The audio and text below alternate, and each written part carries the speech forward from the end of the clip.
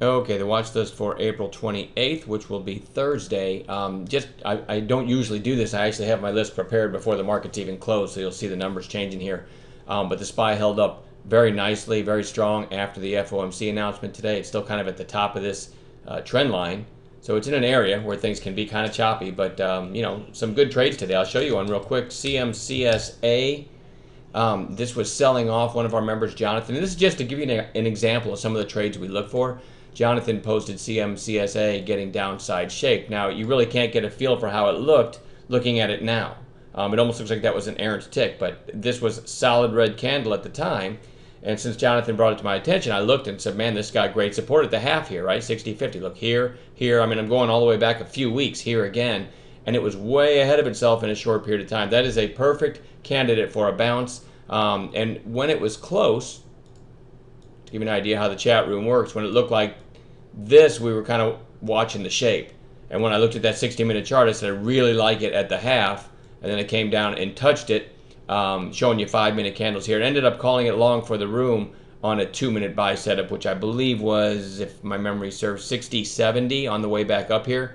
Got long 60-70. Worst case stop, like 19 cents below. It never mattered because it just kept going. And we got it. We actually went up to 61.77 at its best. So what was that? $1.07 move in our favor on 19 cents risk. But the important thing about this is that beautiful. Whenever you have something that's just extended to the downside without any bounces at all, and then you look at it on 60 minutes and you see some great support there, perfect candidate for a setup. Perfect. And that was just a great trade today. Also, real quick, because LGCY was on my gap playlist this morning, Wayne called this, one of our other moderators.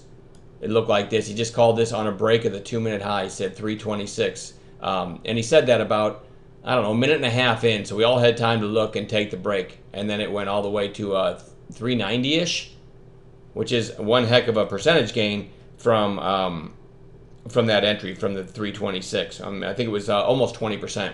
Great call by Wayne. There's a couple examples of the kind of things we do, work together as a team to spot these kind of setups. All right, so let me go into the list. It's a little longer than I'm comfortable with, but I want to throw a seed back on watch. It made a huge pop here, a very nice secondary wave. Then it gapped up. That's a pretty good 2-day sell-off, right? Back into the area between the 8 and the 20 period moving average on the daily. So I want to watch that one for potential bounce up again on Thursday. United Airlines, just kind of a narrow range. Looks like it's going to close about where it opened. It just goes back on bounce watch. I did call that one today too. To give you an example of the reason I called that, it looked like this coming into today, and so I had it on bounce watch, okay? Then, when it opened, it put in a red 5-minute candle, and I called it if it got back through the open. Before it happened, I said United Airlines might work on what we call a red to green, which would have been 49.06 as it gets through the open, which happened right there. And pretty quickly, I mean, in 5 minutes, it was up to 49.63. If you're a day trader, you know how much money can be made in a 5-minute period. And it goes back on bounce watch today just because it's kind of an undecided day. It's basically closing where it opened. We did not have an afternoon high of day break. The entry was in the first 10 minutes, 15 minutes, and it put in its high in the first 30 minutes. So since it still hasn't broken its early high in the afternoon, which is something I like on a bounce play, it goes back on watch for tomorrow, even though we did get a trade in it today. EYES. Wasn't going to put this one back on watch because it's just back down into this range, but then I thought about it that this one is back down into support. You had a nice pop here and then a nice pop here, and it's just back to support.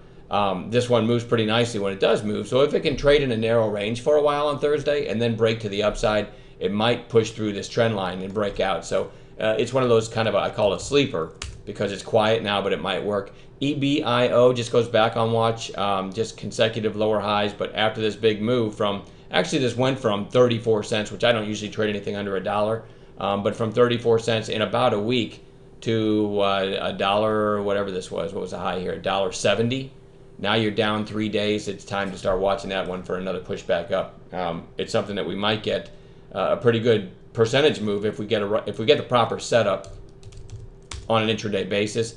Kind of had the same deal with MCUR, had this huge pop, 2 days lower, just goes back on bounce watch, no trades in it today. Same thing with NEOT, big pop, couple days lower, just goes back on bounce watch. Remember, I'm a day trader. I'm just looking for stocks that might give me a trade tomorrow. I'm in cash every night. SAVE is not the prettiest chart, but it did bounce off 45 back here. And in 2 sessions, if you look at the intra-session high from yesterday, it was 52.20. So in 2 sessions, it's down to 46, or it's down like $6 from the high yesterday. So if this can push down again tomorrow, I really like a potential bounce around 45. Think about that Comcast bounce we talked about, CMCSA. That's the kind of thinking I have there on SAVE. OGXI. This one is still kind of far from the moving averages, but had such a big volume 2-day move that it's down one day. Sometimes it just pushes right back up the next day, so it goes back on watch. All right, so that's OGXI. It might bounce tomorrow.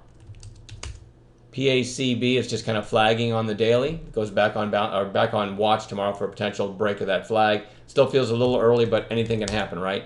UNXL gapped up today. And as a matter of fact, if I switch to 5s here, there's about 11 minutes left in the session. It's closing fairly strong. They're probably watching this in chat, trying to catch a late day trade. I wouldn't take it this late, but I do like the fact that it held the gap pretty well. Potential push through today's high, which was 264, unless it runs now. So 265 might get you through this recent high of 288. So that one's been red hot lately. So keep your eyes on UNXL.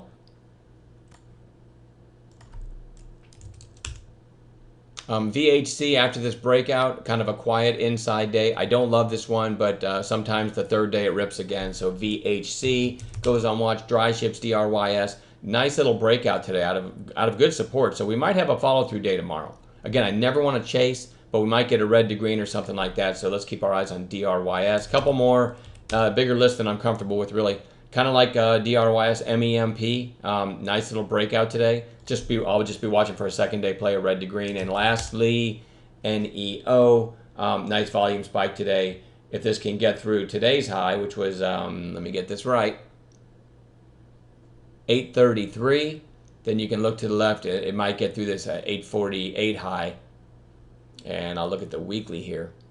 Looks like that might be all-time highs.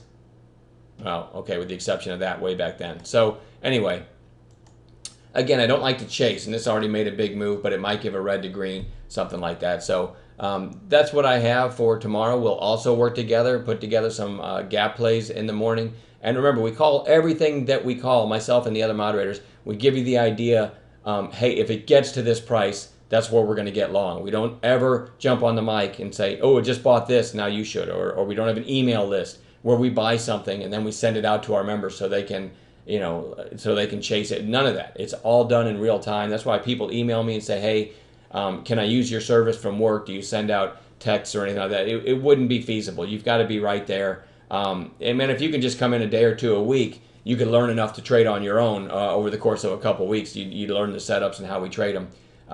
So it's something to keep in mind. But no, we do everything, give you all of our ideas ahead of time, which I think separates us from a lot of the room. So anyway, enough babbling. Enjoy the rest of your evening, and we'll talk to you tomorrow.